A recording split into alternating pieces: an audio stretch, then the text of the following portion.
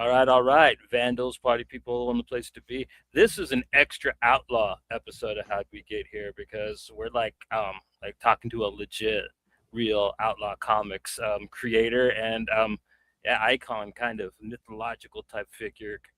So yeah, Joe, do your half of the intro before we let him introduce himself. Yes, sir. So this episode of How'd We Get Here is brought to you in collaboration with Power Pulp Comics.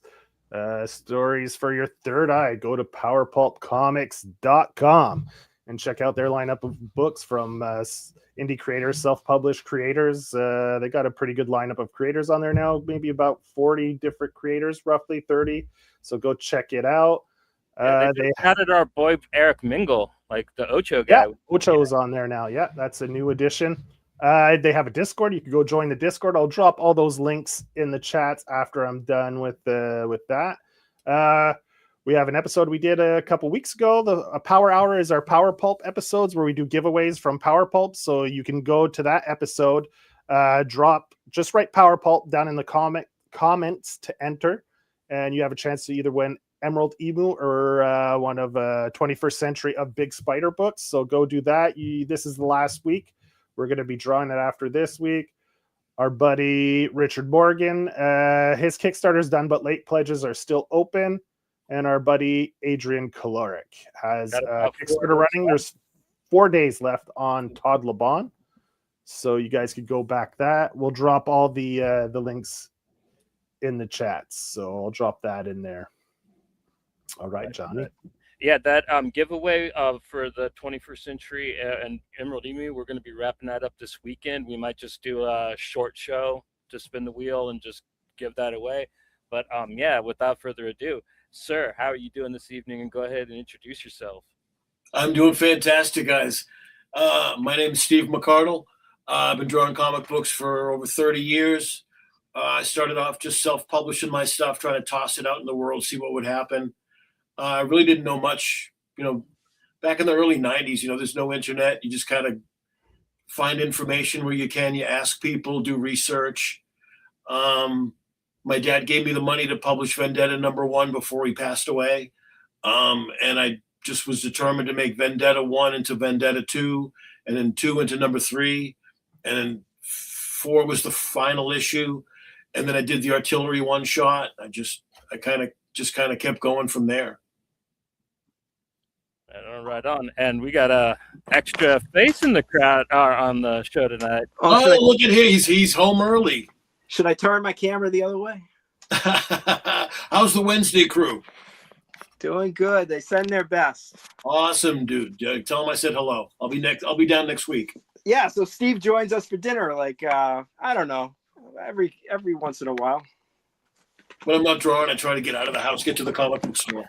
Did you guys already do the part where you say, this episode is brought to you in collaboration with Power Pulp Comics? Yeah. Stories for your third eye. You missed it. Yeah, I'm posting the links now. Yeah, we were just giving Steve his intro. Yeah. All right. Sorry I'm late. Oh, you're not late? You weren't sure if you're going to make it, so you're right on time. Right on, dude. How's everybody doing? Doing great, man. Really excited about this interview because Steve just kind of brought it up, the early 90s, doing comic books at that time period. And damn, dude, what was the scene like in your area? Was there really a scene up there that you kind of worked within? Yeah, it's actually pretty good. Like Matt can testify too. New England's got a good amount of comic book stores. And as a little kid, my dad would take me to, I think it was the Creation Convention in Boston. There was a few different ones. Yeah. Back at the Sheraton Hotel or whatever. And back then it was just old hippie dudes with their dusty boxes. It was great. It was nothing, no Hollywood, no cosplay. It was just real stripped down. But that's where you'd go and you'd go find the old books. And so I'd go there with my dad with my little allowance and spend whatever I had and come home with stuff. But there's a good amount of stores around too, like local, we're from Massachusetts, so there's a good amount of places around here and in New England. Yeah, we used to go to the same comic shop in Framingham. We didn't know each other then.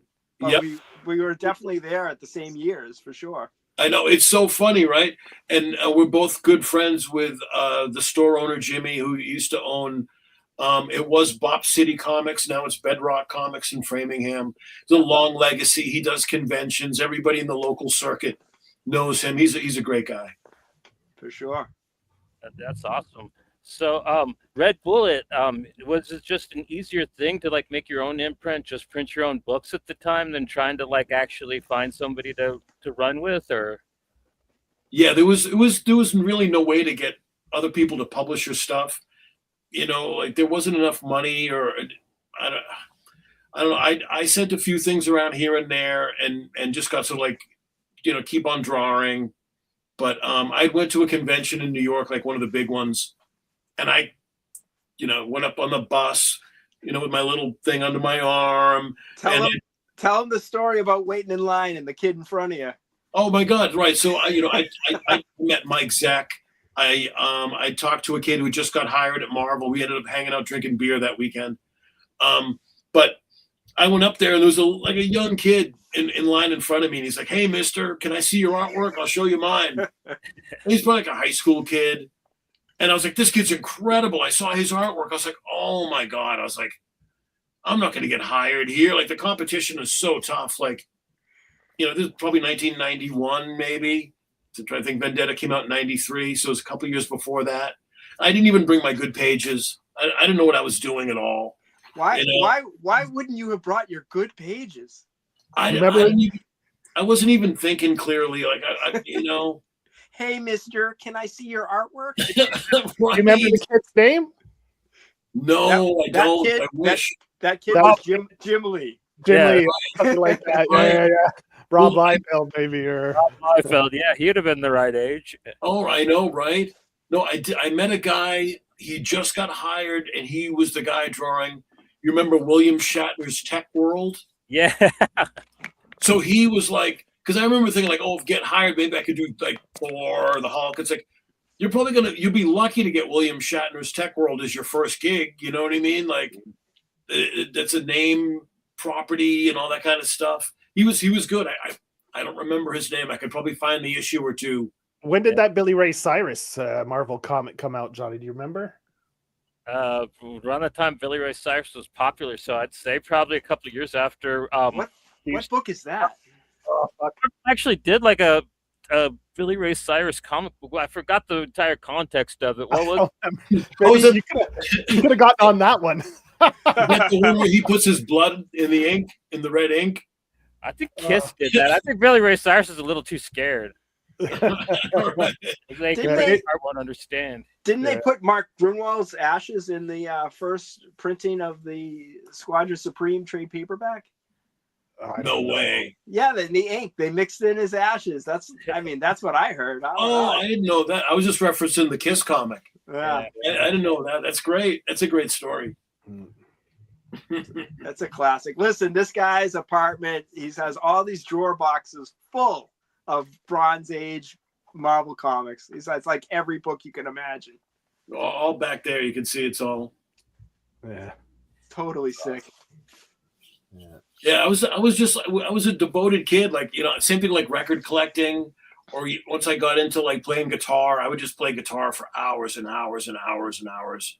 You know, if I'm one of those people, if I'm into something, I'm into it 100% or zero. You know, like Right. Well, that's a good transition to the next thing then. So if you're into something 100%, Matt was telling me that you actually draw your comics on a pinball machine. yeah, you can see it right Then there. you sent me the pictures, right? You have a little pinball machine collection. Oh yeah, that's the one I draw on because it's in my office. That's actually a Las Vegas pinball machine. It's made by Mattel, so it's the Okay. only real size pinball machine made by a toy company.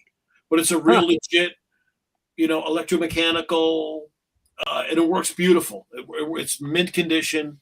I found it at an estate sale a few years ago. Okay. And those were in Vegas. Was it like a pinball / slot machine type deal or? No, just a Vegas theme. Okay, just a Vegas, Just a Vegas theme. theme. Okay. But it was made for the home. It's like 1978, I think. Because that could have been a fun concept in Vegas. You have like a pinball casino. So you play pinball to win, like make a bucks, right? That could have been fun. Yeah, a lot more fun Instead than of just pulling an arm. mindlessly pulling the arm, right? You're actually Yeah. playing to win big bucks. You know, it could have been cool. Yeah. There you There's go. the other.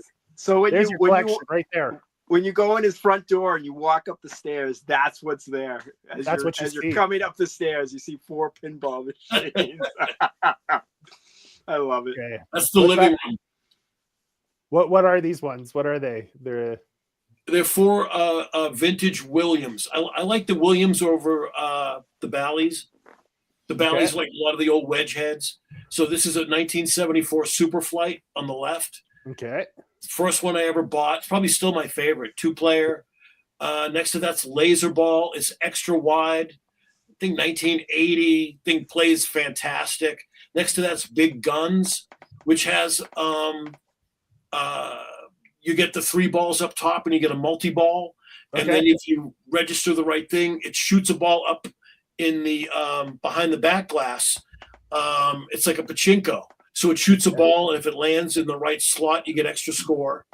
And then next to that's a Comet. It's 1984. I bought it because the play field had been destroyed. It got wet. Okay. And so I repainted the whole play field and then resealed it. And then put in all new rubber bands, new bulbs. Like I reworked the whole thing. I reworked a lot on a lot of these. Okay. Gotcha. But they're mint now. They all play beautiful. They all play like perfect arcade. Nice. Yeah. So So what? A traveling repairman that comes around and fixes his machines. I do. I've got a guy. Yeah, this guy Alan. Like, if you ever need somebody, he shows up in his little Datsun or whatever with all the tools and stuff, and he'll come to your house and fix and work on all your stuff. He's great. Cool. So like, Be an old coin op repairman or pickup guy type of thing. So I remember that used to actually be a pretty good job to have. You'd go around to all the coin op machines in town and service them, and yeah. Well, this guy's a specialist, so he goes to collectors' houses. Okay. He makes really good money.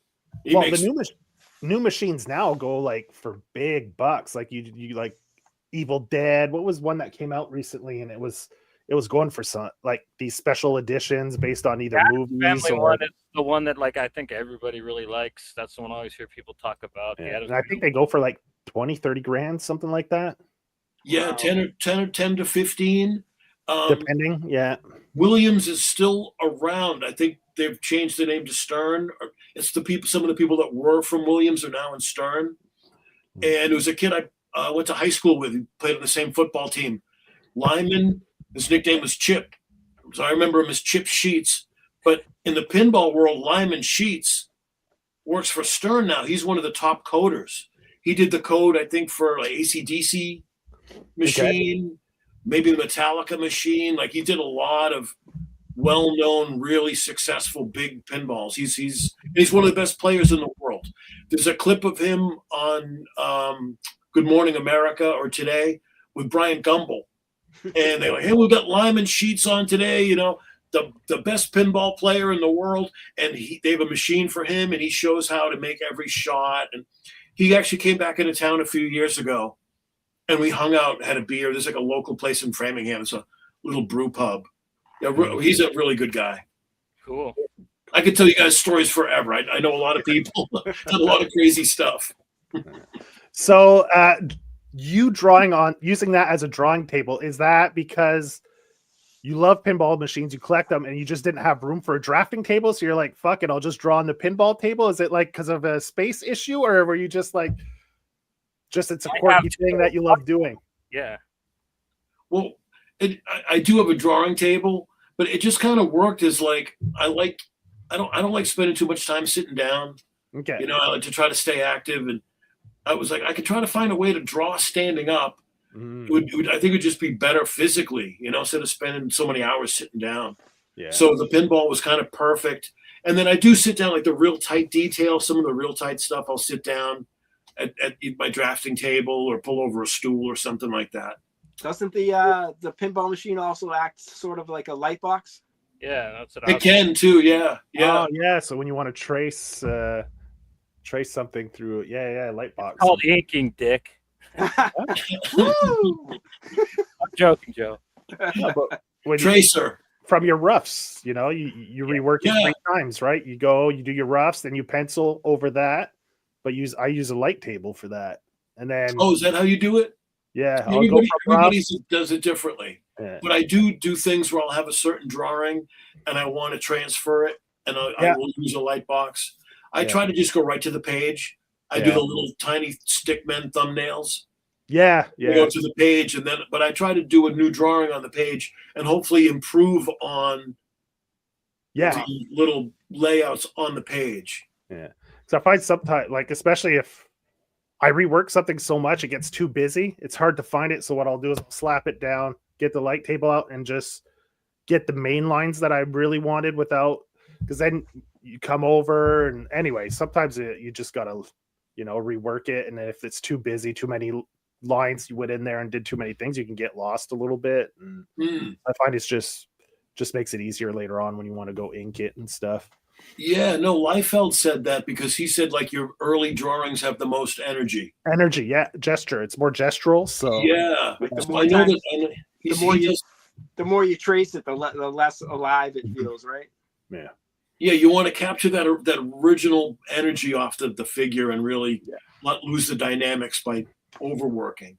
But everybody's different. Whatever works for, you know, I mean, whatever gets it on the page and it looks good. Yeah. Your process, you put backgrounds in everything. There's no dead space in those. Like, there's brick walls, there's buildings, there's debris, whatever. I hate that the website only shows the front cover and doesn't show the whole wraparound, because your actual 2 covers for the new issues are so beautiful. Like, I would like to just hang them up. You know what I mean? Oh, thanks, man. Thanks. Yeah.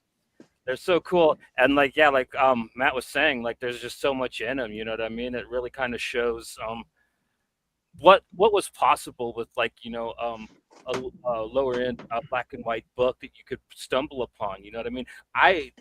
This was a happy accident. I found this by accident this year.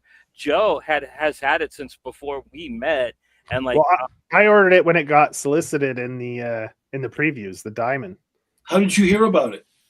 I flipped through it, and then when I see stuff I think looks interesting, I'm just like, fuck it, I'm ordering it. So I like. Awesome, good. Yeah, so I saw it. I was like, oh, this looks pretty fucking cool. And I just ordered it just off a whim, not knowing anything about it.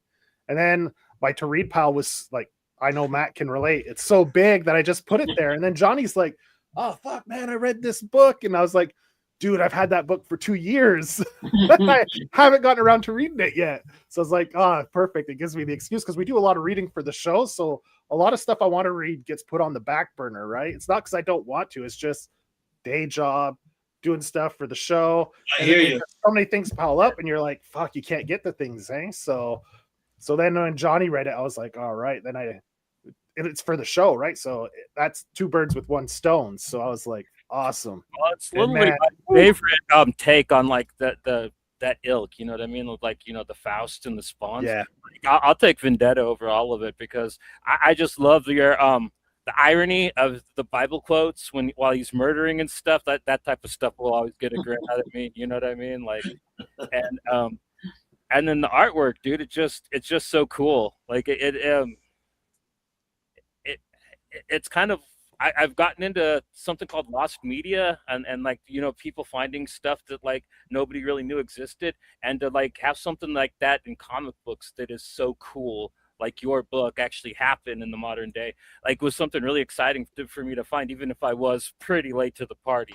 But like, I plenty to catch up on, man. You had 2 new issues, which I gotta thank you, man. You did not try to update. You didn't try to be like, okay, it's 2026 now. Nope, he was gone for a month, and he's that's it. Yeah, 100%.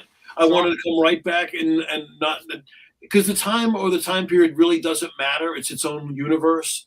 So I want to feel like you're walking into Vendetta world. Yeah. And so I want to grab people, capture them, bring them into that world. And in your own mind, it could be today, it could be the 80s or the 90s or the future. You know, maybe at some point I'll tell everybody exactly what the year is. But you know, there's some things like that I like to leave open. Mm-hmm. I think it's just more important to make a fun book. And yeah, Mr. Stone's still the bad guy and everything. I was just like so happy about that, man. Oh yeah, yep. Oh, there's a lot more of him coming. I'm working on number 7 now. So. Oh yeah, and well, you're tying up the I really like the reintroduction of the Black Dagger. Like I thought him having to come back and finish the job or whatever was like really great. Playing with the trying to even like if you got like new readers trying to get them to like get the old book kind of. Yeah, it was really good. Bringing back a really fun villain. Artillery, man. Are we going to see more of him? Maybe. Very likely. Very likely. Did you guys already make Steve do the pitch? You already have him do what the book was about and all that? No, we kind of jumped right into it. Right into it. Yeah. Right into it. Yeah. Probably just do your quick pitch there, Steve. Yeah. So Vendetta's real name was Damon Scott. He was a scientist. He worked for Chemicorp. It's like a multi-billion-dollar and military industrial complex type of corporation. Roger Stone is the head, the big corrupt, rich, power hungry guy. No relation to the big power hungry rich dick of today, Roger Real Stone. Roger Stone, yeah. All right, so spoiler or side note, I never heard of Roger Stone. When I made this book, I had no idea there's a real Roger Stone. Right. So I mean, no disrespect, no ill will. I don't know anything about the real Roger Stone. He might be a great guy. I don't know. He's not a great guy. He's got a tattoo of Richard Nixon on his back. Yeah. Anyway, sorry to interrupt. Go ahead. It's just funny coincidence, right?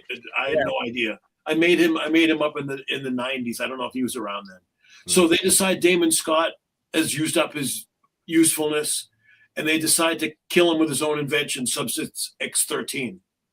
And so they grab him and expose his face to the toxic chemical. He falls over the bridge into the Omega City River, and they think that's it and that he's done. And then he comes back, and he starts to develop powers, and then he just kind of goes from there. He's kind of bent. His face now has been completely destroyed, so he wears the skull mask, and you can see the scars on his face and his neck.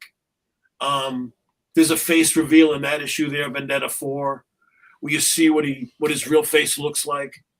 I don't want to give too much away. If you haven't read the book yet, check it out. So that way we could get into the. You said you wanted to do a giveaway if someone wanted to win a book, so we could talk. If somebody wants a free trade paperback, this has Vendetta 1 through 4 and the Artillery one shot. Yeah, and it's got all the bonus stuff: letters, pages, interviews, photographs, pinups, George Tuska, Gene Colan pinups that I got commissioned. Yeah. So what we'll do the same thing we do when we do our Power Pulp episodes, our Power Hours. What you do is anyone that, if you're in the chats, just write Vendetta in the chats. You'll get 2 entries to win. Hey, Big Papa. And then if you're watching it on the replay, go to the comments section of the episode and just write Vendetta there, and you'll get an entry to win. And like in a week from now or so, we'll draw a winner. We'll get your address, and Steve will send you a copy of Vendetta Holy Vindicator. And I was throwing all kinds of bonus stuff. You get stickers, trading cards. I'll throw in some extras with it too. Talk for a second about you kind of just quickly said Gene Colan and George Tuska. Elaborate. Yeah, so in the mid 90s, I was planning on coming back to doing Vendetta after Crowbar 9. And at the time, you could get commissions from these guys fairly inexpensively, guys that were legends. So I had Gene Colan do a big Vendetta piece. I was going to do that as a cover. And then I contacted George Tuska. I had him do a Vendetta. And then I went back, because he was easy to deal with and so quick, I had him do 2 more or 3 more. I think I had him do 4. And then, so I had all the artwork sitting there and just the pencils and stuff. So when Floating World came along and talked about doing this book, I pulled all those old commissions out, copied them, and then inked the copy. So I saved the pencil original. But then Nice. I've got, Gene Colan and George Tuska contributing to the trade paperback, which is kind of cool. Very cool. Oh yeah. What kind of happened in the '90s to kind of prolong the newer issues? Just wondering, was it just money? What's that? What happened in the '90s to kind of prolong this getting the new issues? Well, I did the For Vendetta, I did Artillery, I did Nick Noyes and the Nuisance Tour book, which this is probably one of the rarer books. You don't see this. I think I only made 500 of these, and they sold out. I did the Crowbar 9 book. There was supposed to be 3 issues. I published 1, published 2, and then after a while, just family stuff. I didn't have the time. Okay. See, I'd like to make. You just said something where I'd like to make from the 90s to now a huge distinction. You said something that's going to resonate. You said, I only printed 500 and they sold out. Today's market, if you sold 500 copies, you're doing gangbusters. But back in the 90s, that's considered like a small run of nothing. But today, if people sell 500 of the indie book, they're doing fabulous. It's just it's crazy how the indie world has changed since the 90s, and it's amazing that you're doing this book in the 90s and now post-pandemic you're back at it. So what's that like, having this book in the 90s and now finding a new, maybe some people are coming back, or a new readership, like what, 30 years later? Yeah, I've had people reach out and say, oh my God, you're doing the book again. I've got the first issues of Vendetta. I got to get the trade paperback now. Or I've got the first Crowbar 9. I got to get the 80-page giant to have the whole story. So, yeah, I think probably most people have just discovered me recently, thanks to Floating World. But there are still people that have reached out, and I recognize the names from the old days, from the conventions. And, I did a bunch of shows back in the day. Some of the publishers are still out there now. Len Mihalovic, shout out to him. Lenovations Press, he's still doing books. He's still out there. So wasn't just family stuff though, too. You took up your music and the Diamond thing, Diamond gobbled up all the distributors and then didn't let you in the book. And that's it. There's a lot of stuff to it. Diamond wasn't really friendly to small press books. And so I was getting distributed through all the distributors except Diamond. And then once Diamond took over and they're the only distributor in the whole industry, then it's a closed door. I can't get in. I can't sell my books. So I would just put ads in the Comic Buyer's Guide, those little business card size ads for like $30 a week or whatever it was. And that was pretty much all I had, and doing conventions and trying to sell them. So yeah, it got tough for a while. And then a buddy of mine called me out of the blue and goes, hey, you still play guitar? I'm in a punk metal band called The Worst, and we need a second guitar player. You want to come? We got a rehearsal room in Framingham. And so I went over there, and I was playing in bands for the next 15 years. I'm curious. Do you hold grudges? So now that Diamond's gone under and went bankrupt, does it feel good? It's a little fitting. It's a little fitting. I don't like to try to be vindictive or anything like that, but the guy had a monopoly. I don't understand. Yeah. Phil Suling in the 70s tried to do the exact same thing, and a judge said it was a monopoly, but somehow Diamond was able to do the same thing and it wasn't a monopoly. I don't know. I think things are better now, probably without them. There's kind of an indie renaissance going on now, I think, like with self-publishing and stuff. Mm-hmm. I think with crowdfunding, you have a lot of these smaller, like Floating World, you have Power Pulp, you have all these people that are just sick of people telling them how they have to do their business, and people are taking it into their own hands and being like, I'm going to run my business how I want to run it. I'm not going to let someone who has a bunch of money tell me how to do it, or I have to wait 2 years for them to put my book out because they have a lineup of other books, and then you have to wait in line. And you're not you put all this work into it, and it's not on shelves because they have these other books they have to put out before. So I think people are just sick of it, like kind of getting brushed to the side, like it doesn't matter, So yeah, so it's nice to see. Competition's a good thing. Yeah. Speaking of which, like, were you ever thinking of before Floating World approached you, maybe doing Vendetta as a crowdfunder? Because you probably would have made bank, dude. To tell you the Yeah, truth. it's funny because my band broke up like I don't know, like a couple of years before COVID. I was working at the time. I worked as a roadie for over 10 years, the local union. So I worked like the Comcast Center, or the Great Woods, the Xfinity Center, Boston Garden.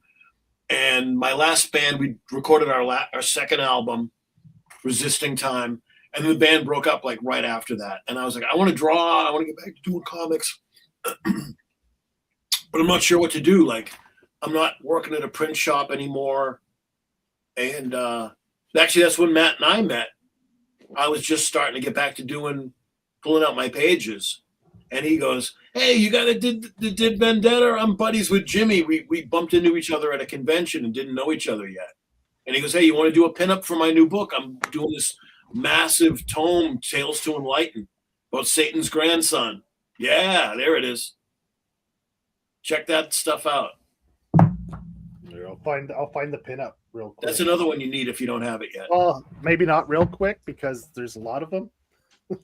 It's in the first book, yeah. Yeah, I have. So the deal was I was doing the show, that little Elks Club show over there in Franklin. I would set up with Jimmy and Jack, and I was there all the time. And Steve would come all the time, but I didn't know that was him. So when I had made a list of people I wanted to approach about this, am I still there? Yeah, we hear. Yeah. Okay, I'm frozen on my side. Oh, okay. So I had made a list of like Alan Oldman, who did Johnny Gambit, and I had this list of all these guys. And Steve walked away from the table, and Jimmy said, "Man, Steve McArdle, what a nice guy." I go, that's Steve McArdle. So I hit him up Facebook Messenger, and we started talking, hanging out. Good impersonation of Jimmy too, by the way. That's great. But yeah, I have those original. I got the first 2 of the 4. Yeah, there it is. I got issues 1 and 2 back from the 90s back then.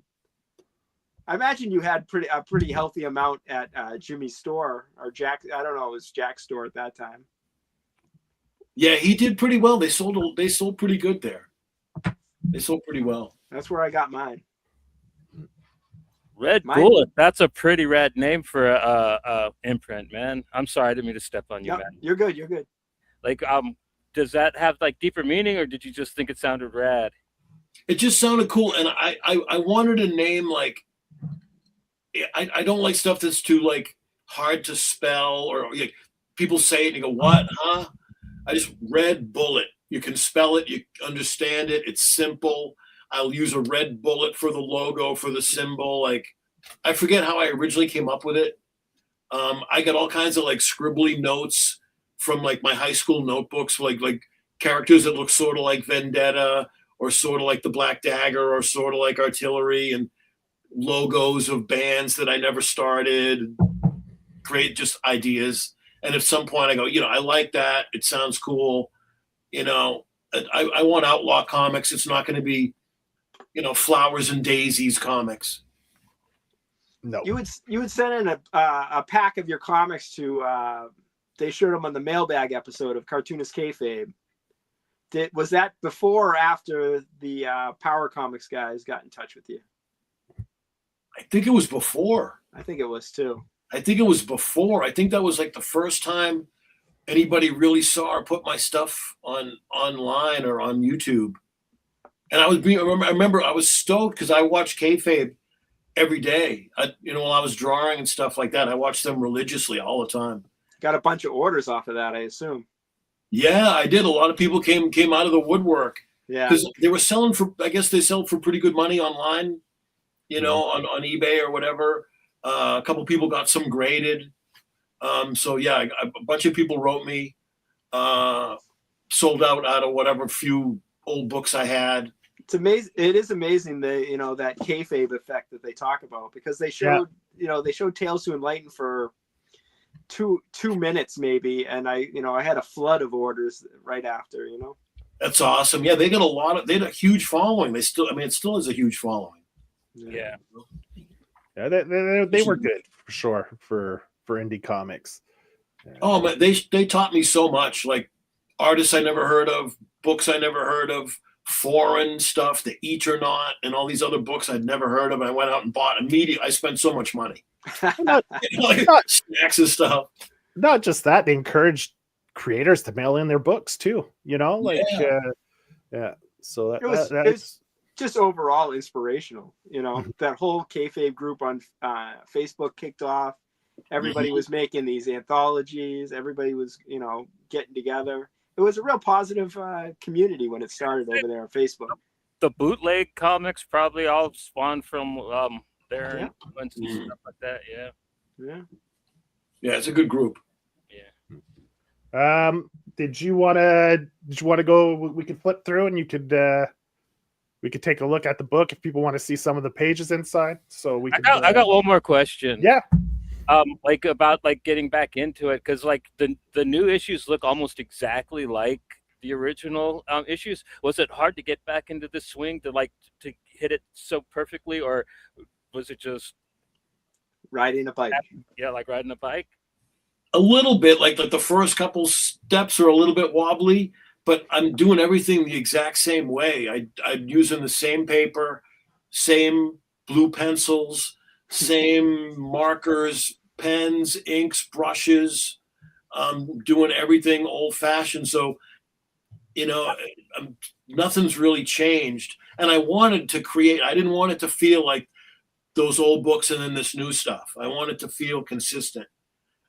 So thank you. I'm glad that's important to me, that it feels that it's right after. That there is improvement. I'm not saying like your art has definitely gotten a lot better. Well, but you see it from issue 1 to 4. You see, you improvement, see the evolution of your work.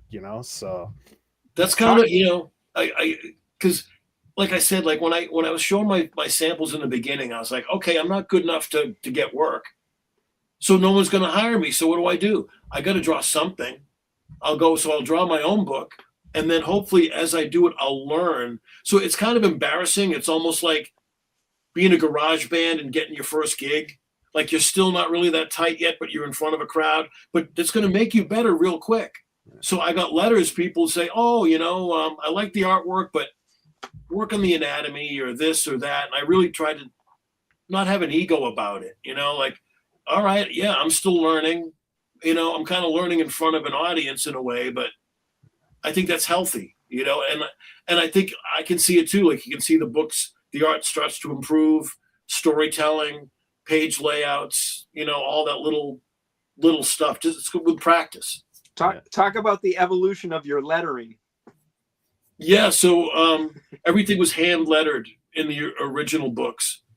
At some point, I think, by the time I got to Nick Noyes, I was using Whiz-Bang, which is, it's a pretty well-known computer font. Okay. And then now for the new books, I've got somebody was nice enough to make me a computer font out of my own hand lettering. So Vendetta cool. 5, Vendetta 6, it looks like my hand lettering, but I cheat a little bit. Okay. Talk about the roundabout steps. So this guy is like notoriously low tech. He's the last man with a flip phone. I know. Hey, you know what? Say what you will. I get everything done that I need. Except if I text him a photo, he says, email it to me. I can't see it. Except for that. Yeah. So you take the font and you type it all out onto a Word document? Yeah, like a Word document. Text document. Yeah, and my printer died on me. I don't have a printer anymore. But there's a little copy shop right around the corner for me that I go to make copies of stuff. And so I just email it over to there, and then I'll go pick them up. That's what I'm actually working on this week. I got to finish the lettering for Vendetta 7, finish the inks, and I still got a lot to do. I got to finish the coverage. So wait. You write it out, you send it to a print shop to have the lettering printed, and then you cut them out and paste it on the board. Yeah. And then scan it. Yep. Yes. Jesus Christ. Yeah. Got you. Well, it's good because then the original art looks exactly like the printed page. There's nothing. Yeah, for sure.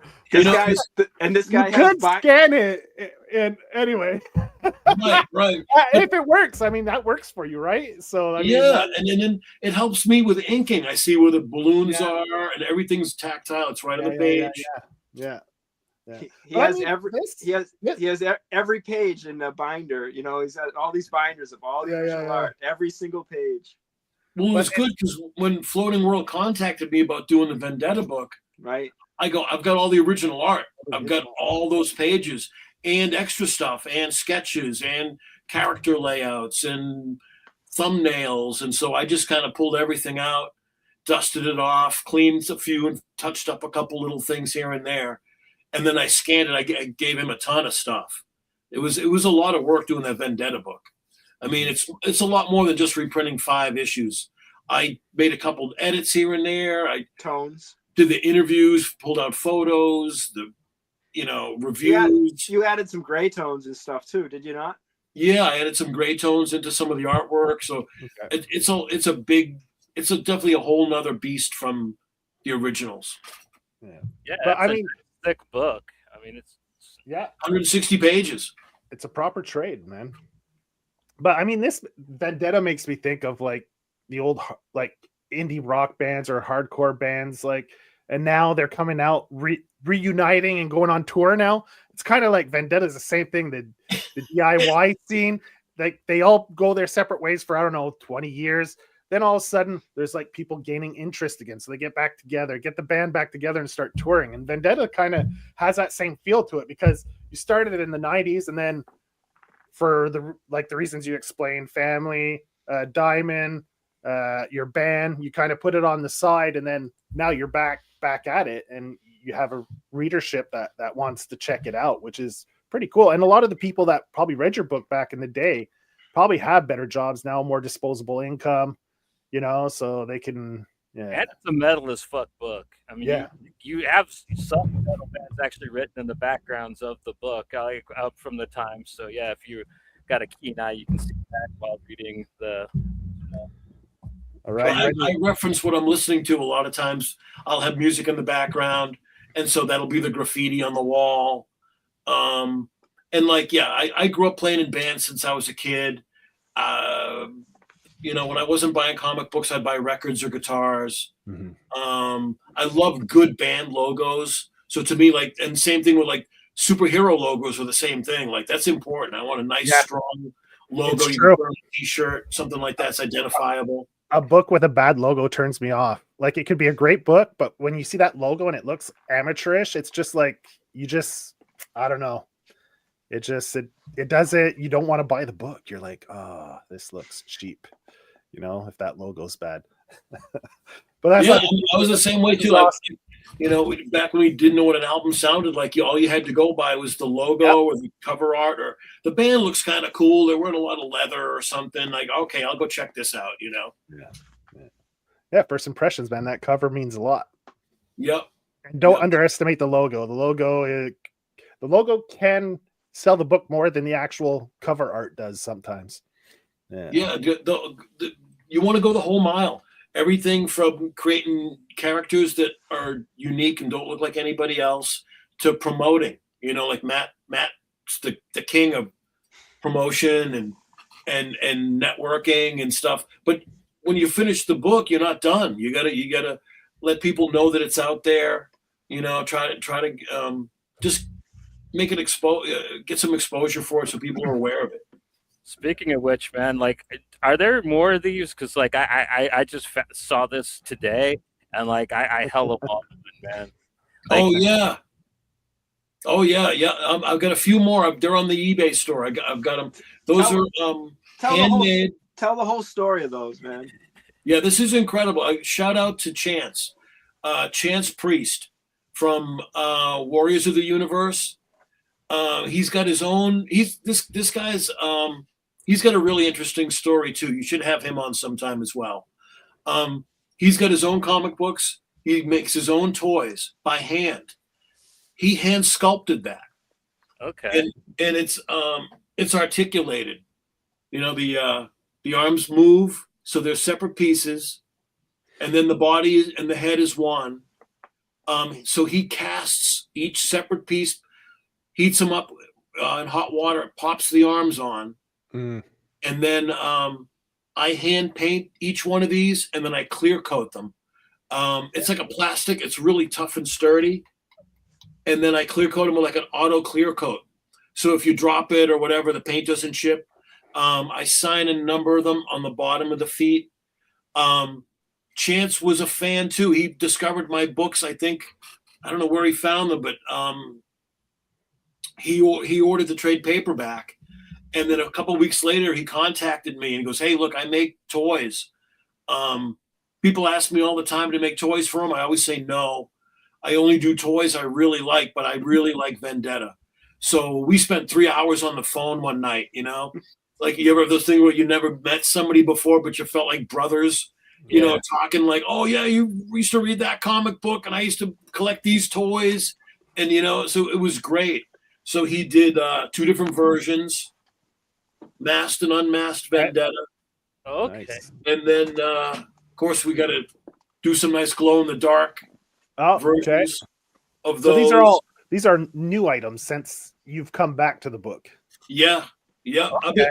Ever since I did the Vendetta book, I haven't stopped. I've kept busy. And then there's also a one-piece figure. I don't know if I have one down here. There's a one-piece fetish figure. It's not articulated. Okay. But I'm hoping at some point, maybe to do another action figure. I don't want to give away who yet, but we'll see. Hopefully over the next year or so. Very cool. Very cool. All right, you want to do a flip through of the book real quick so people can get a good idea of what they're in store for, Johnny? Yeah. Give me a second. All right. Where's the book? Didn't I have the book? I'm all over Steve right now about finishing getting that new issue ready in time for IC3 in September.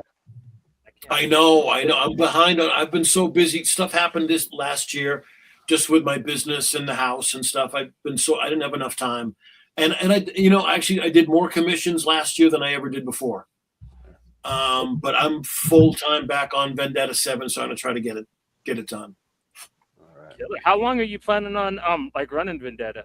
Forever. I've got the story written to number 8. So 8's going to come to like a soft ending. And then from there, I'm either going to do number 9 or I may do a one shot or something. I've got some other ideas I want to do. Yeah. The great thing is like they're all standalone issues. So and you get like a good bit of dialogue. You get like fights every issue. You don't have to worry about. It's paced very well. Oh, thanks. I grew up with like the classic like Marvel comics, like Spider-Man, the Hulk, the X-Men, Daredevil, and every issue like continued, but there was a beginning, middle, and an end. So you felt like each issue you got like a whole story, even if things continued. That's kind of what I wanted to do.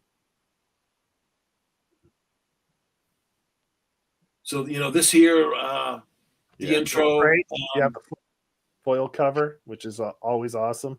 Oh my God. As soon as Jason from Floating World mentioned, he goes, I was thinking maybe we might do a foil cover. I go, we're definitely doing a foil cover. Now that you said it, now I'm determined. I'm not going to give up. I want a foil cover now. But yeah, there's the intro. I write a little intro about coming back after 30 years. Evan Husney and Zach Carlson. Everybody must know Evan. He's a rock star. He's the guy at Vice TV he's behind Power Comics. He's the guy behind Dark Side of the Ring. He's behind the new heavy metal documentary, Into the Void. Into the Void, which is killer. If you like metal, you got to see it. It's so good. Yeah, it's pretty good. You do a good job here of explaining kind of what went down and stuff like that. It gives people a lot of context and background on the book. Yeah, and it's really amazing. Yeah. And that page, Vendetta 1, page 1, That's the first real comic book page I ever drew the right size. All the other times, I would just take paper and fold it in half with a staple and not even plan out the story. But that's what's the funny thing is the evolution of the book really is that first page is the first time I ever drew a real comic page. Yeah, it's great at the right size with the little just in the corner. Yeah, and that's all hand lettering. You know, everything's by hand. You guys have the book open on the big screen? Because what I'm looking at, I see Joe is on the big screen. Yeah, the book's open on the big screen. Okay, yeah, all right. Yeah. So right away you get the action coming through, crash through the top. One of the windows. Yeah, that's one thing about storytelling is you don't have to start from day one. Oh, he was born, then he went to school, then he he ate a sandwich. Start with the action. Right, bang, punch in the face. We'll tell you what's going on once you catch up a little bit later. Stone Chinch, I love their look, like the little quilted outfits and shit they got on, man. They're great detail. Chemicorp's security soldiers are like they're stormtroopers or they're corporate soldiers. See, when my first read through, man, right away I got Jim Valentino vibes from your art. Oh wow, cool! I was like, because I read a lot of Guardians of the Galaxy when I was a kid, and me too. Shadowhawk after, and I'm like, yeah, you have a little bit of that Jim Valentino in you, and then later on as it goes, you have a little less. But I find your earlier work kind of had a little bit of that vibe to it, not straight up, but you get a little bit of that Jim, a little bit of Valentino in there. Like cool, yeah, I'm a fan of all that stuff. Like I was a fan of like the early Marvel. Then like the independent guys from Dead World to The Crow to, and then the 90s, like the Image guys. I was looking at everything. Yeah. See, like Matt was saying, your backgrounds, like here, a lot of people would have been like, fuck it. We're just going to fake it, but no, you drew every single goddamn brick in there. You got to fill it all. Yeah. No, that's. Then the ground, you got all the little details in the ground. Yeah. Got to do it, man. Every piece of dirt, every rock, every blade of grass, everything. That's the way I roll. That's because that's the books I love. Like I love Tim Vigil. I should have mentioned him. Like he's one of the outlaw kings, Faust and EO and all that stuff. I was like, what in the world is this stuff? I wanted my comics to look like this. This is great. Except you don't have any giant demon cocks in yours, though. Yeah, not yet. Not yet. That's next issue. I have some demons, but they keep it in their pants. Yeah. Then more action. We're 6 pages in, and there's tons of action. Oh, then you went with the page. Yeah, the landscape. Yep, I would throw that in every once in a while. Got to keep people on their toes, and I want to use the page and the book as much as possible. Use every bit of that paper. Do a double cover. Print, every bleeding outside the panels. Yeah, I love this panel on the bottom here. It's very like wrestling WWE, with like holding it. It's got that vibe to it. It's great. I love that. Yeah. Very, very fun book. Like the energy, the fight scenes. I mean, like I love this too. See him flying at him. The action lines everywhere. Then obviously, it's got to be cool. So he's got to ride a motorbike, right? Got a hog. The motorcycle. He's got a secret lair. Got to have the secret lair. Yeah, with the swirl down. That's you got to swirl down into the lair. It's like who builds all those? I know there's like one construction company that 1-800 secret hideouts. There was some really nice masonry going all the way down there, I know, right? Like, well, he besides a scientist, he's a mason. He does everything. Yeah. And there's Roger. He's like very Hasselhoffy, man. That's good. He's the DIY hero, man. Like, yeah. And here I'm getting a little designy crazy with the page, like trying to like break off from just normal panels. And just kind of tell a story all on one big page, This is the big like origin story page, right? These two pages kind of explains the hero, the anti-hero, how he became the anti-hero. Exactly. Well, he gets kind of buffed too. Like, while he's like doing this, and they're explaining what happened to him originally, he's doing something to himself that's actually going to make him stronger and uglier. Yeah, right. Yeah, it just keeps going. It keeps doubling down on like tragedy and superpowers. Yeah. And you got to throw some satanics in. Yeah. I mean, you know how 90s, man, how all them big corporate companies were having rituals in the back room with. I think they still are. Yeah. Yeah. It's all redacted now. Yeah. Oh, I love this fight with him and his henchmen. Yeah, dude. Like. Then you go in with a little bit of gray tones in here, in this one here.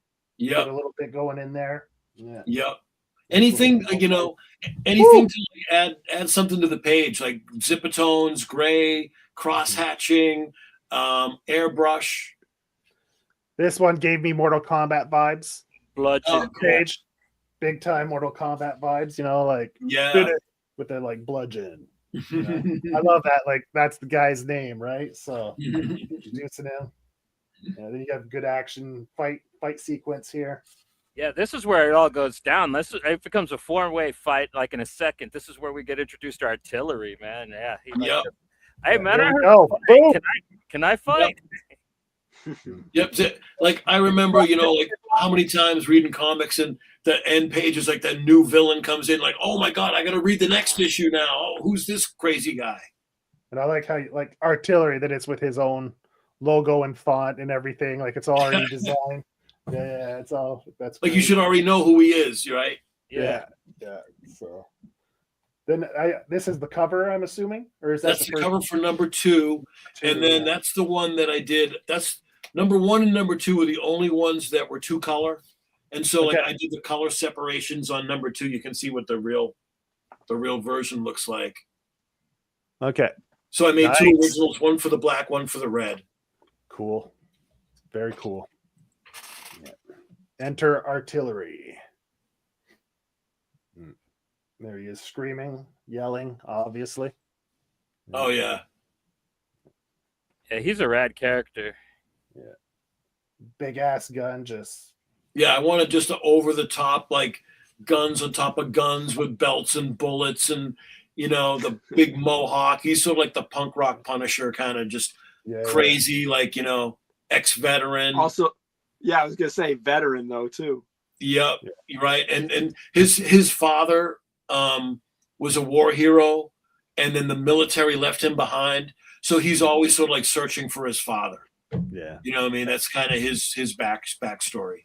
And the double splash page. How do you do your double splashes? Do you just turn your page the other way, or do you actually double it up? Like, yeah, I double it up. I trim the border off one side of one page, and then tape it together. Okay. Yep. So it's 2 full-size pages. So it's 22 by right. Yeah, it's 22 by 17. Yes. Yep. Wow. Yep. Yeah. So they're big. Yeah. So more great. Like it's action, right? If you like fast-paced action. There's a few slow moments, but most of the time you get some great I think most of this issue is just action, except for the girlfriend finding his apartment, right? Mm-hmm. Yeah. Another great with the action lines, the motion lines there. Because even after this fight, they go to the bar and get into another fight. Little manga influence with like all the speed lines and that kind of stuff. Yeah, it's good stuff. Artillery just. Yeah, he gets shooting up the giant bug, the big bug monster. Yeah. I don't know where he keeps all his ammo, but he's not running out. That's for sure. Yeah, right. Nether's half splash with the layout here. Pretty cool. Yeah.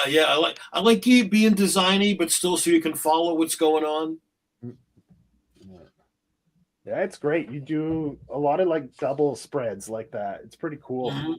Because Kirby would do that. Kirby would do like the big double page every issue. Okay, yeah. So it's fun stuff. This whole second issue is pretty much the showdown with the henchmen. Mm-hmm. Demon's henchman. Nice close up of the eye. Yeah. Showing I me love the smoke coming out after he gets shot in the face there. Just the gun. Yeah, he put a bomb in his mouth. Yeah, he put like a grenade bomb into his mouth and blew his head open. Yeah. Of course. Yeah. That's what I'd do. Do like a 3D version, just have a tooth coming at you from blowing up, you know? It's a great idea. I should have done that. Yeah. So there's his woman. Yeah. Yep. Going back to her apartment. Yep. For a scientist, he's cut, dude. Like, yeah. No, he's been working out, man. Oh, he must have already been kind of a leather daddy, right? Well, Steve said he was a mason, so he's doing all that brickwork. Yeah, right. He Jack doing that stuff, man. It's good work. So the guys stop at the bar, you know. Just start the bar for a cold one. Yeah, you know, no one really pays much. No one really pays much attention, even though they're all like fucking dressed like. Well, that's why they go to that bar, because everybody's like. It's such a badass bar, like they don't even stand out. No, that's it. The characters even make note of that. I thought that was funny. That was like, yeah, we'll go to that bar because no one will even notice us. Yeah, that's it. Yeah. Great. Oh, here we go. Here's another landscape. Sideways. Yeah. I love with the black border like bleed. Yeah. Mm-hmm. Yeah. Once I started doing it, I was like, this looks so good because it really makes sense when you have the figures come out of the panels. The Danny Ketch Ghost Riders were always the black borders everywhere. I think McFarlane's Spider-Man had the black borders there. After a while, Marvel started doing the black borders, and it's true. These panels, because they're all white, right? They just pop out more. Yeah. They're framed by black, right? So it really frames. I love the arm here with the tricep muscles. Mm-hmm. That's beautiful stuff there. I love the hatching work and everything in there. Fantastic stuff. Yeah. There's a lot of late nights on these pages. Yeah. Yeah, with the inking. Yeah, dude, I can imagine. Oh yeah, this is where you meet the what's her name? She's got the Mistress of Evil. So she's like a crime boss. Yeah. She's like this like wild like S&M crime boss who has all these like connections through the mob and stuff like that. I love that. You have the guy chained up in the background there. Nice little touch, you know.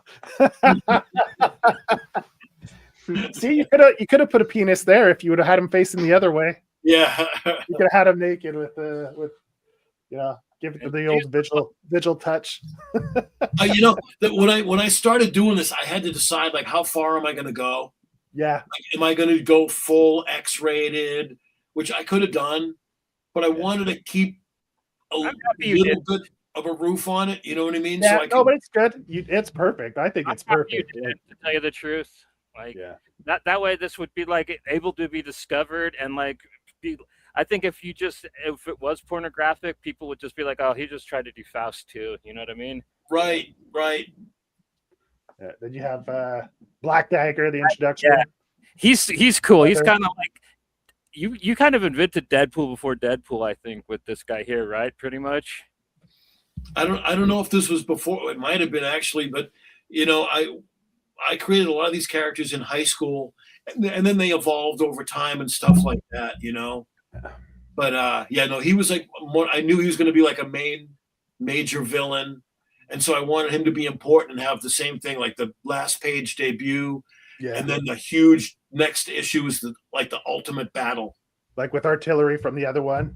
Yeah, like artillery. So next issue that's going to be some badass shit going down with them. And here, Black Dagger, obviously, you had to design a little logo for his name here as well, like every time. So that's pretty cool.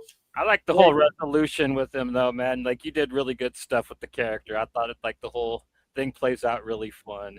So you want to go through issue 3 real quick, and then we'll stop it there, or so we don't want to show people too much, right? Sure, issue 3 is I'm really proud of this book. Like, I think my artwork got better on this one.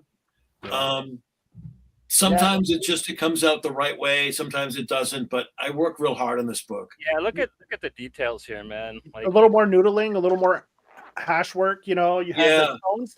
Did you add this half tones in the background when you re-released, or was that original? I think that's on the original too. Okay. Let me see. Love this panel. Yeah, it's on the original too. The bird's eye view. Yeah, because Fantastic. I bought a whole bunch of Zipatone from an art store that was going out of Okay. business. So I've got the old Zipatones I still use on the pages. Nice. But I mean, it works great on that first panel. Mm. It really makes the character come to the foreground with that Yep. half tone in the back there. That's Yep. fantastic. That's a great touch. And here is, like you said, the graffiti on the walls. You said sometimes you just put Yep. stuff. Yeah. Well, there's one where you could just straight up see Megadeth behind the character. Little- like you said, like Matt was saying, you go balls to the walls, little garbage can, and you garbage inside it and everything. Good stuff. Then double splash. There we go. Yeah. Just run Love over it. the box, man. This gang is called the Cruds, Yeah. the street gang. So it's a cross between the Crips and the Bloods. I came up with the Cruds. Guy flying in the air here. Yep. Guy just leaving the frame up in the corner there. It's good stuff. Jack Kirby does that kind of stuff all the time too. You look at his double page spreads, he'll have like a hand or a head flying or whatever when Captain America comes in. So there's a lot of, Jack Kirby and that kind of stuff too. Yeah, it's good stuff. Great. I love this one. That's a great shot too. I love that from behind, the pose with the bat. That's a great pose. Always trying to move the camera like a movie, like low angle, high angle, from behind, like once you start to discover like directors and you notice that in movies, you notice it in comics too. And I was like, I gotta make sure I'm aware of that. I love the way you draw triceps. I love it. It's so fucking cool. Great stuff with the graffiti in the background there. The chain Yeah. spinning. Yeah, these pages are fun. This was fun drawing this stuff. I like the way you separated your panel here with the action. Yeah, use the lightning bolts instead of just straight line. Yeah, make it a little more dynamic. Yeah. Yeah, if you look at Golden Age books, they did that a lot, and really mixing it up. Love this. The close up with like the gun. Yep. Love that panel. Great work there. Love that. Just with the chamber, and you kind of see the bullets on each side. And woo, look at that. That's nice big close up of that punch. Yeah. The spikes, the veins, and then the little hash work in the muscle tone, the wrinkles in the knuckles, and that leather. That really looks like leather. It's fantastic. That's a great panel. The shine you put in it, yeah, like how leather shines. See, should have made a tooth flying at us again here. Yeah, I'm doing that next issue.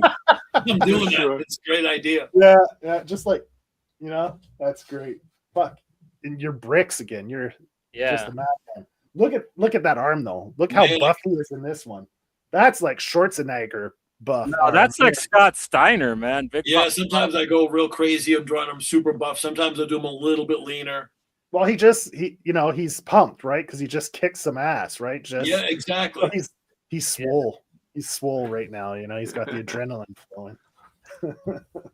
Yeah, then you get Dagger. Frame matching, as the kids would say now. Frame match. Yeah. Worm's eye view. It's kind of cool with you get the knees with the torn jeans. I like those details there. Pretty cool. The Megadeth right behind. Yeah, right here through the center there. And Do You Want to Die from Slayer? Yeah, over here. Yeah. Cool stuff. The demon's back. Kind of. Yeah, he's all mad at Roger Stone. Yeah, Roger Stone, like he gets in some shit. I like how the villain like gets into trouble, but it's not really from the hero, which is like, pretty fun. Yeah, because they're all dirty. So like they're not honest to anybody. So like bad guys will screw other bad guys. Yeah. Who can screw the other one, like to get what they want first, right? So here's another 2 landscape panels where he's riding his bike. More triceps, Then whoosh, Dagger comes flying in. Yeah, so Dagger comes from way up off a rooftop. Shit's gonna hit the fan now, my friends. Just wait. Do I have it proper? The page? Oh yeah, okay. We're still landscape. Yep. Here's now you get your double page spread. Black Dagger enters. I love that center vanishing point with the buildings. It's very TMNT, like Teenage Mutant Ninja Turtles, when they come out of the sewer hole or something like that. Or Yeah. yeah. That was a That's big very- influence too, especially like seeing guys that made something that was so successful. Like they were so inspiring, like something that I mean, they're from Massachusetts too. I caught on by I think issue 3, and I was like, wow, this stuff's crazy, and just anyway, I was influenced by all of it. But yeah, the turtles were huge. Yeah. And like even in the middle of the comic, you're like, fuck it. His name's Dagger. He gets the logo printed when Yeah. Well, it was good at this point. After number 3 came out, there's a local guy. He had a modeling shop, and he contacted me about licensing the Black Dagger. So there's a few, not many of them, but there's Black Dagger model kits that are out there. Yeah, I saw it at the end of one of the issues. You had an ad for one of the model kits. Yeah. Yep. I wasn't sure if that was a real ad or a fake ad. Yeah, no, it's real. It's real, real. actually. Go find it. Yeah, so cool. Then the big fight starts. Like you get your classics like Daredevil and Bullseye. What are other classic showdowns for these types of characters? But it definitely gave me like Daredevil, Bullseye vibes. This fight.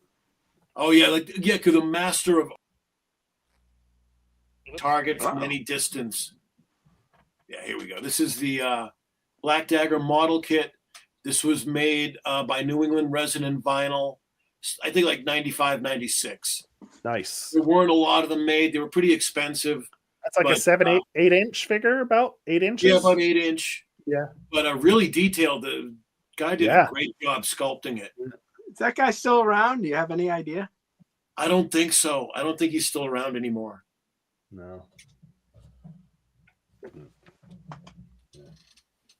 So definitely this showdown definitely gives me like Daredevil Bullseye vibes, Yeah, definitely. Spider-Man Venomish too, but I guess they're both Venom sized, so that's I love this middle with just the hand out. Yeah, he's got the flying razors coming at him with all the speed lines. Great shot, yeah. Great action sequence, great angle. Love that. Yeah. Definitely a big step. Definitely a big step up with this 3rd issue. I spent a lot of time on this book. I just kept trying, like working these pages, and sometimes the drawing comes out the way you want, sometimes it doesn't. But with more practice, you start just getting better and better and more comfortable with it. Yeah, your hatching. I noticed you developed your style of hatching too. Noticed it with the arms, or like in the previous, you started like just giving a little bit of hatch work here and there. Really cool stuff. You start being able to keep it neater and more consistent, so it looks like the light's coming from a certain way, certain angle. Yeah. So Ron Perlman as Vindicator though, as Vendetta though, right? Look at that bottom panel there. That is, I know that like he probably wasn't famous. He was probably just doing Beauty and the Beast at the time when you were drawing this. But man, that hell looks just like Perlman with the Well, if we ever get a Vendetta movie off the ground, maybe we can call him up. Yeah. Then the big moment. And then I went and did some kind of fancy to exemplify how the power of that moment, to kind of like frame him and that sort of like tribal looking kind of weird stuff. I don't know what you call it. Doctor Strange, very Doctor Strange-ish. Yeah. Circle and like almost like glyphs, kind of. Yeah.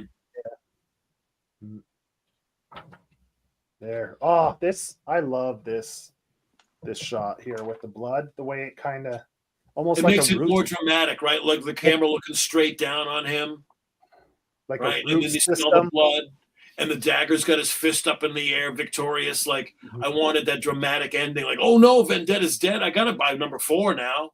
Yeah, right. You gotta come back. The cover of issue 4, the big, full on, the one Johnny showed earlier too.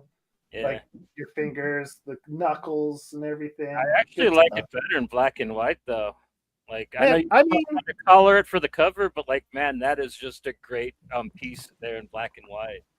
I mean, this book is beautiful. We love black and white books, so Yeah.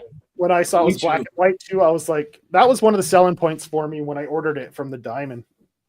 But I Well, think we'll stop there to give people a little the something color to look covers. forward to. The Yeah. color, those color covers are all markers and stuff. And So, color. like, anyone Yeah, watching? One, I think I did some airbrush on this one. So this is the color version of it. Okay. I'm happy. I like the colors on this, but like you said, black and white. I love black and white art too. It's so you can see the contrast and you know what I mean. Like me and Matt were talking about this the other night over dinner. About was it Absolute Batman, and he's got the black and white version of it, but he was more interested in that than the color one. Yeah. Oh, they did a black and white. They did that.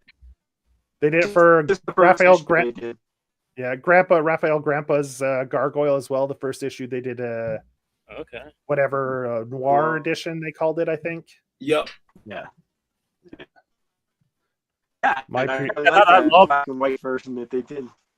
Yeah. Love Dragota's art. He's one of my favorites. So yeah, like that Ghost Cage book he did at Image, man, that was some of the most beautiful, in my opinion. Mm. So yeah, so if you like what you saw and you want a copy of this, you can win one. You just either well, we're almost done, so you probably won't be able to write it in the chats, but if you go watch the episode on the replay, write Vendetta down in the episode comments and you'll get a chance to win this. We'll draw it in like a week or so from now, and you can have a chance to win a copy of Vendetta Holy Vindicator, which is a fantastic book. I mean, if you saw the flip through we just did, I mean, wow. Yeah, It's just some great. and he's a character that just looks great crucified too. Like Yeah. got Yeah. into that way a bit. Like, Yeah. It's that's just Day two, there's more to go. yeah, issue 7's probably like got the best crucifixion of him, I think, man. Like I was going to say, if you like that, then there's also book 5 and 6 you can check out. Floating World at Floating World Comics. You could order Yep. it there. issue Yep, you can get them from Floating World. Your local comic shop could probably order them through Order Lunar. We highly recommend it. This book is fun. It kicks ass. It's metal. It doesn't try to be too hard. It doesn't try to be too soft. I mean, it just plays it fucking cool, and it nails it, in my opinion, man. Like Action packed. If you like fast action packed book, this is definitely will scratch that itch. and the cool thing is, it's like he's not demonic like what was the style at the time. He's actually very religious, which kind of plays in ironically to the character, which I really enjoy. Because he's a dark character too, so you know what I mean. And I like an ugly protagonist. Mhm. Like he's the lead character, but he's ugly.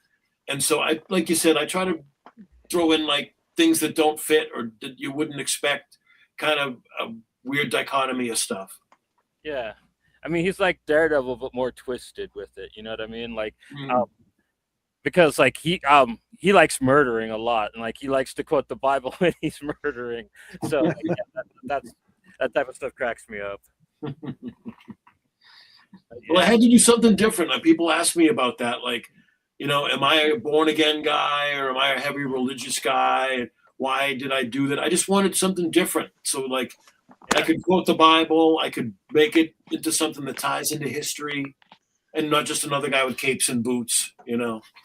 That's why it sticks out, man. Like that's why I said you just played it cool and nailed it, man. Because like I was able to read all that through the book, and I appreciated it. You know what I mean? Because at that time, you know, I was a little tired of people that sold their soul to the devil. I'd have loved to have maybe found this book when it came out. I was probably a little too young to have caught on to it when it was out in '95. I was 11, I think, something like that.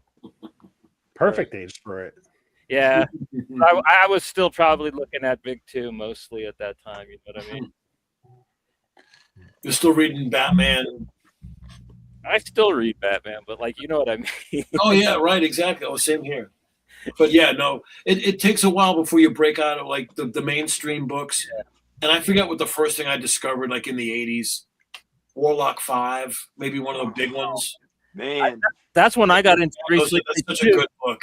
because of Kickstarter. Like Outland, I think Press was the guy who did ran a Kickstarter for the hardcover, and I saw what's his name, Beavis's art, like Don Beavis, I think was the artist. Yeah.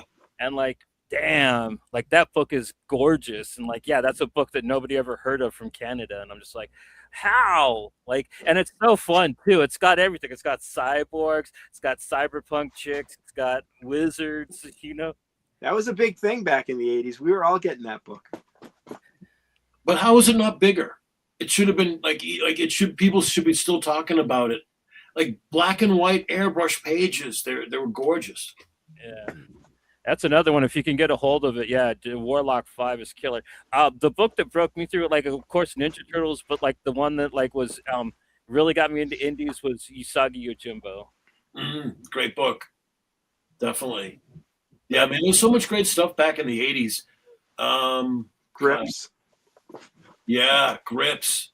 Yeah, Grips. Yep. They just did a Kickstarter for it, but they're coloring it, man. I'm like, why? Like, what's up with that? Nah. Don't know. I like the black and white too. Yeah, I like black the black and and white. white too. I think they're pretty pricey now. I used to be able to get those for like $2 on eBay. Now, like, I used to be able to get all that Tim Vigil stuff for really cheap on eBay. Now it's all like fetching prices and stuff. I mean, unless you get a top-notch colorist, I find the books generally almost always look better black and white. And especially like computer color, I'd rather see something like that looks real. You know, I mean, there's a lot of good computer colors too, but sometimes it makes it too bright. Yeah. It depends on the story in the book, you know. It's the tone, but you know. Yeah, no, there's a lot of stuff that, you know, like I've got all the Marvel Comics Masterworks. They redo like all the original Fantastic Four and all that stuff. Yeah. And it's computer colors on those, but I don't mind. Yeah. Those are the hardcovers with the gray, the silver lining around them. Yeah. Yeah, with the frames on the front. Glossy paper. Yeah. Yeah, they weren't meant to be printed on glossy paper. I don't know why they don't. It's a collector's edition, right? Why don't you just go with the matte paper, man? It heavy stock, so you can feel the weight to it. You know, give it a nice. I mean, they have lighter stock matte paper as well. You don't have to go like with that thicker, heavier stock. You could go with a bit of a lighter matte finish. Like I bought a few of those the Tastian big books, and they got is a really great paper, and I think they photograph them, and you know they're not recolored like. Yeah, really. I mean, it's expensive, but really nice. Yeah, you see the difference, right? And I mean, when you're paying that much money, people appreciate that little extra that you go. You know, you don't cheap out rate. You know, you're like, man, you know, you're trying to put out this collected edition, like for, you know, and you cheap out a little bit. It kind of feels like, you know. Yeah. Right. Well, with those Tastian books, you definitely need to be pumping iron to be able to read them. Yeah, because they're reproduced at actual size, right? They're hold on one sec. They're giant. Yeah. Tastian is such a good company. They make the nicest books. Like I got a bunch of their big art books on, like, you know, Frazetta. Yeah. Oh yeah. Yeah. Yeah, you got to put that down on the table to read it, man. You got to sit down like an old person. Yeah, it's a little muscle. Yeah. Oh, is that bigger than 1117? Yeah, dude, look at that thing. That thing is cartoonishly sized. Here's a New York phone book. Here's a regular size comic. Okay, so it's probably original size. That the drawings probably. It's 1-for-1, basically. Yeah. I have the. It looks like the original art size. That's sick, dude. But the paper inside, it's just, you know, it's not that glossy paper. It's nice. Yeah, that's perfect. You know, it looks like the original books. I know. Oh, that's beautiful. I got this Savage Dragon one. That's awesome. Oh, I love those. Man, I love those artist editions. Yeah, like you see the blue line. You can see the blue line and all the notes and everything. Oh, I love it. any whiteout to fix stuff. Like, it's all in there, right? They're expensive, like you said, Matt. But man, Did you get your body bags yet? oh yeah, it's right there. I can go grab it real quick. You got Yeah, that's a great one. those Tashian books are expensive, but they just had a sale, and a bunch of them were like half price. So instead of paying $200, you could get, for $100. It's not terrible for $100, but what's all in that? Is that just like that issue of Fantastic Four, or is it like kind of trade paperback? It's like issues 1 to 20, and the first annual number 1. So it's like 21 issues or something. Oh, nice, Joe. Oh, that's killer. And it's great because he was working on an issue that he hadn't finished. So they reproduced the whole issue unfinished, just the pencil drawings. No dialogue bubbles. He was still just on pencils laying it out. And they put the whole issue in there. Oh, I love it. Yeah, because he was working on some new issues before he passed away. So they put it all in there. It was a bit of an ordeal, but I mean, whatever. Yeah. That's great. It was a last minute impulse back on Kickstarter. You paid through the nose for it, man. Like that ended up costing you like what, $500?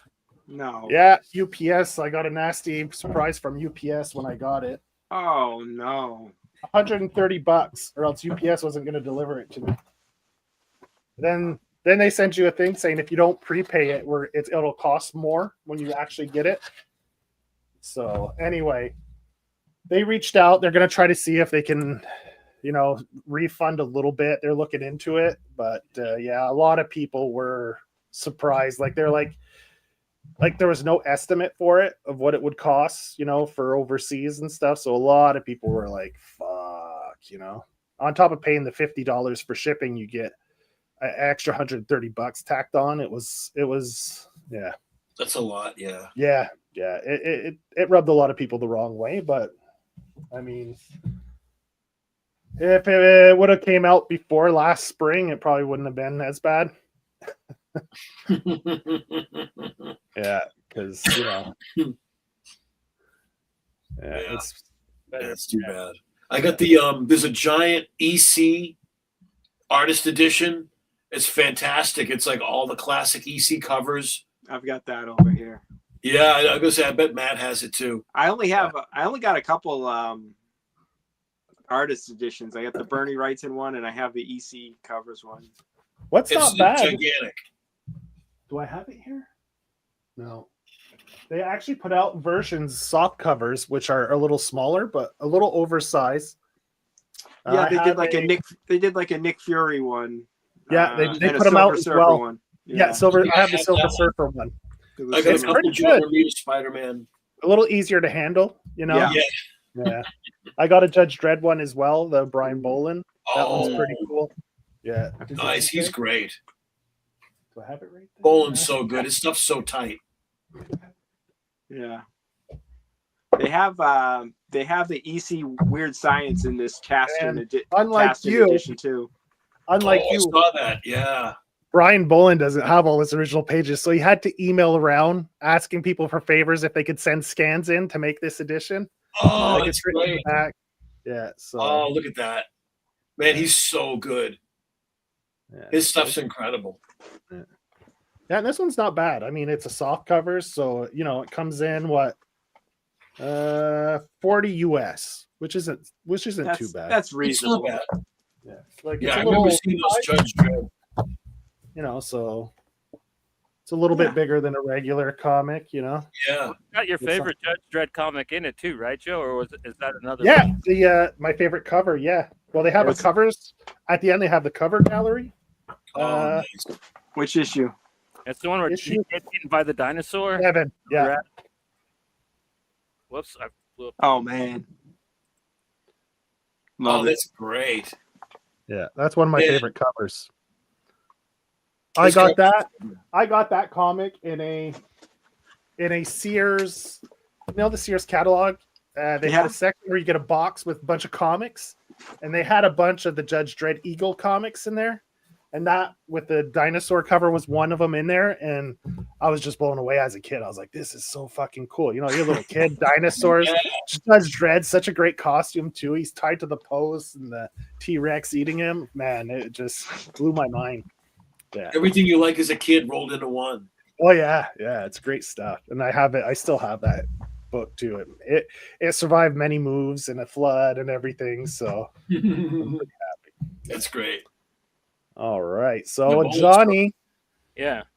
we'll wrap up soon because we're going on an hour and a half. But man, Steve, do you have anything coming up that you want to plug? Is there anything you want to shout out? Or did a really cool signing, right? This weekend you were Valentine's signing. It was great. Matt came out real close, like really close for me, a local shop called Specimen Studios. I was out one Sunday with my girlfriend, and we went into like this mill building and had a whole bunch of little shops and boutiques.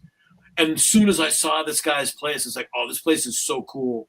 They had like a bunch of those Taschen books, underground self-published comics, all kinds of just really cool artwork, prints.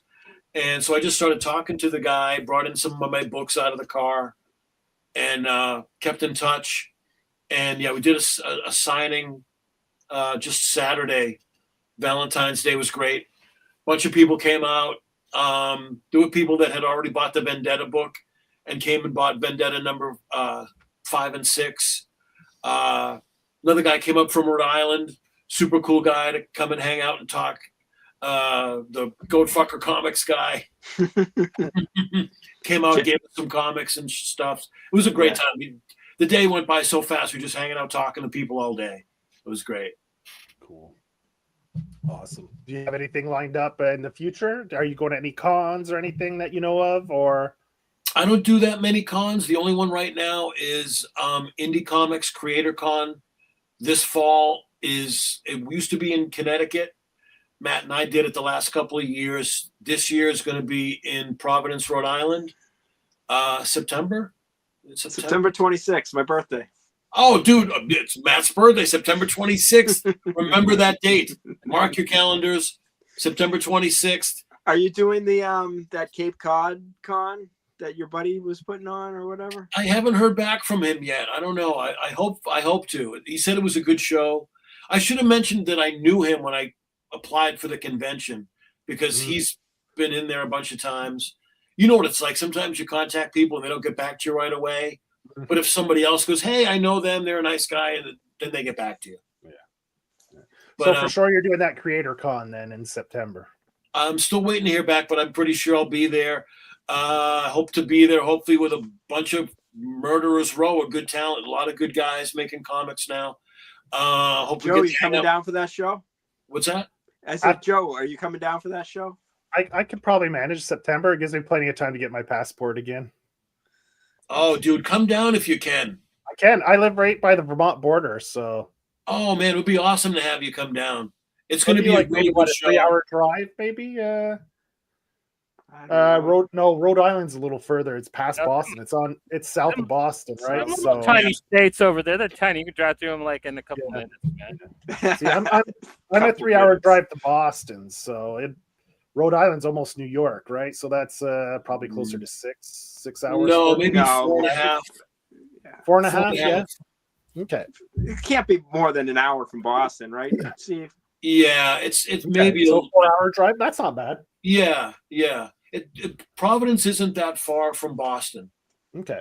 Everybody will be hanging out after the show. Just get a hotel room, hang out with us. Yeah, do a drink. Go home the next day. Nice. Sure. I'm hoping Ken Landgraf's going to come out. Who, man, he's the man. Like we had so much fun. Get to hang out, listen with him. Steph Dumais was out last year. Yeah. Hopefully he'll come down again. Bloody Gore Comics. Yeah. I asked him. He said he wasn't 100% committed. It had to do with border shit and stuff. So if he wants to split costs, man, I'll drive down with him. There you go. He came down with his wife last time. Nice he doesn't live too far from me, so dude, do that. Yeah, dude, come down. You guys could like save on money on gas or hotel room or whatever. Whatever. Yeah. It's gonna be a great time. I'll It reach was a out to great him. turnout last year, and I think this year 300 tables, Matt. I think that's what I heard. Right, so it's going to be a big show, Nice. and all indie guys, all guys like us doing our own books. Proper con, not a media con. Right, con. exactly. Oh, Yep. right. Johnny, That's really good. where are you at again? I forget. Is it like Ohio or something? Oklahoma, even further Oklahoma. away. Oh, jeez. Yeah, Well, That's a long- you're that's welcome a to long come ride. out too, buddy. I would love to. Yeah. Might like try to stay with one of you though. That's the problem. How are Get you a cheap feeling? flight or something. How are you feeling these days? I'm doing okay, man. Like I'm recovering. My jaw is still really tight. Like still, but yeah, like I speak probably a little differently than I used to. But, Sound good. Sound good. yeah. Mhm.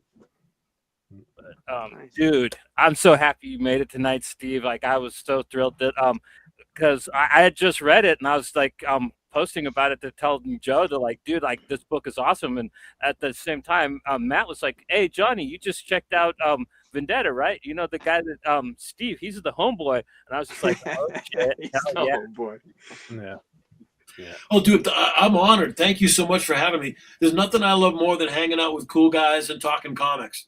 It's the best. It's just, like I'm really stoked that you guys appreciate and enjoyed the book. That gives me fuel for in my fire in my gut to go back and draw more. So it gets me I'm gonna get back to the drawing table. I want Vendetta 7 ready. It feeds each other. It gets me stoked, man. Thanks for having me. Yeah, Are the new issues still in stock at the Floating World? Do you know? Yep, they should be Vendetta Should be? 5 and 6. I You got should have some them. copies, Joe. I just Yeah. You had told me you'd bought me some, so they're coming in my next box, my care package. Awesome. Johnny and I send each other comics, so I get a bunch of Bloody Gore stuff and some other stuff I order from around. We've been ordering 2 of everything now, and we just send each other like whenever we order. Some stuff. Yeah, but Nice. Not like I didn't order 2 of the body bags because yeah. No. Well, I it's mean, like a mortgage payment right there. I would rather maybe have like one of the old comics, you know what I mean? Maybe a collection of like the Lowrider inspired covers, you know what I mean? Like a whole set of those. Then like, because like I have too many books, man. I don't know, like, and that one's it wouldn't fit with the rest of my goofy shaped books. You know what I mean? It's too big.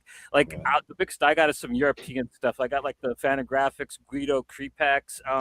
Those are good. And then I got a couple from Titan. I got the Inky Bilal books. And those are pretty big, but I don't think they're anywhere as big as those artist editions are. You still have to take them to the table and set them down and read them like you're in monastic times. Yeah, they're so heavy. You got to lay them out. Either that or you got to like put them on your bed and lay on your belly like a little kid or something. All right. So thanks again, Steve, for coming on. I have a couple last little things I want to touch on before we sign off. So this is kind of connected with Matt a little bit. There's a few degrees of separation. So this book came out, Florida Hippopotamus Cocaine Massacre. Yeah. That's James Edward Clark and Fred I forget the writer's name. What's his name? Fearless Fred Kennedy. Fred Kennedy.